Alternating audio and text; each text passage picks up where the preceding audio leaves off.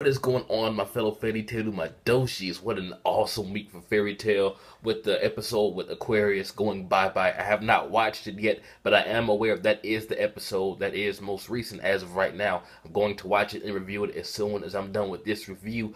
But this chapter, just the fact that Mavis and Zeref were a thing. Now, I kind of shipped them at one point, but I always thought that Mavis was too young at that time. But come to find out, she's a lot older than we all thought. At least I thought anyway. And I didn't review the past few episodes, but just the fact that she's suffering from the same curse that Zeref is was a complete plot twist to me. I did not see that coming.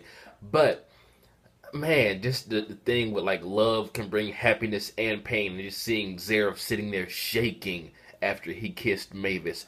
I truly believe that he's the one that created LumiHis story or Fairy Heart. He's the one that put Mavis in the crystal, mainly because we saw after Natsu died, he put Natsu in like this egg kind of thing. So I think that Zeref has a really big part in that, and it seems that we're finally going to figure out exactly what LumiHis story, aka Fairy Heart, can do next chapter, because the next chapter is called Fairy Heart. But just seeing Mavis, like, Makarov's mother died right in front of her, and just the fact that she hasn't eaten in over half a year and still is alive, that has to be painful. And Zeref and Mavis just want to kill themselves, and they found comfort in each other for that one moment. As soon as they both got to experience that beautiful moment, a break away from, everything dying around them. When they kissed, Mavis got taken away from Zeref. And personally, I think that's what pushed him over the edge.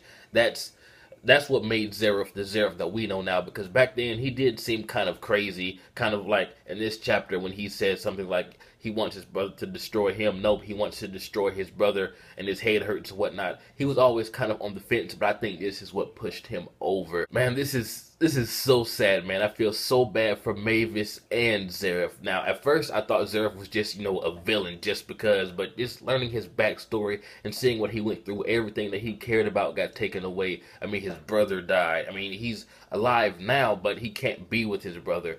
His love died, Mavis, and same thing with Mavis. Like everyone around her started dying. Makarov's mother died in front of her. She even said that people around her that were unlucky enough to get even close to her vicinity died. So that has to be something horrible to live with. And not eating, man.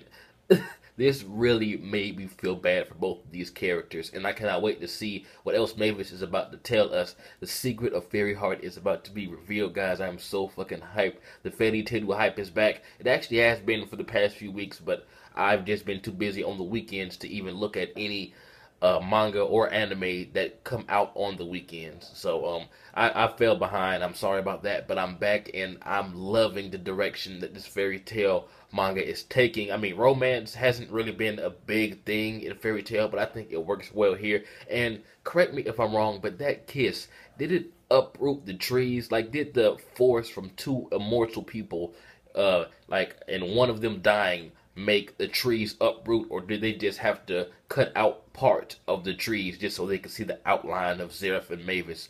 I really couldn't tell, but it looks like the trees just like flew out the fucking ground, but it just could be for the ambiance or whatever. But tell me what you guys think about that. So I'm not sure if the fact that the Fairy Tale members can still see Mavis is because she is immortal, and even though her body is dead, her spirit still lives on because she is cursed to live in this world in some way or another permanently, or if it's because of Fairy Heart, maybe whatever Zeref did to her and crystallized her body, maybe that is why her spirit is still around. I'm leaning more towards it's the curse still not being broken, and at the end of this series, whenever the curse is broken, where Zeref finally dies and Mavis' soul can actually be free, that's when everything is going to be resolved. That's going to be like one of the last things in this series, more than likely. Tell me what you guys thought about this chapter. I am about to watch that beautiful episode. I'm pretty sure it's amazing because I got a huge amount of requests to